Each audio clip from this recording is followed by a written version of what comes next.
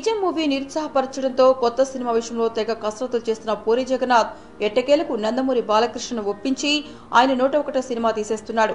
తాజాగా ఈ movie shooting ప్రారంభం కాగా ఇప్పుడు ఈ చిత్రంలో విలన్ పాత్రకు సూపర్ స్టార్ ఫ్యామిలీ నుంచి విలన్ తీసుకొచ్చాడనే న్యూస్ హల్చల్ చేస్తోంది.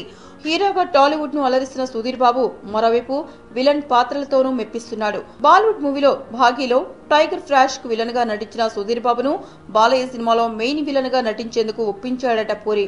ఇప్పటికే బాలయ్యకు విలన్ గా నటించిన జగపతి బాబు రేంజ్ ఏ రేంజ్ లో టర్న్ అయిందో చూస్తూనే ఉన్నాం.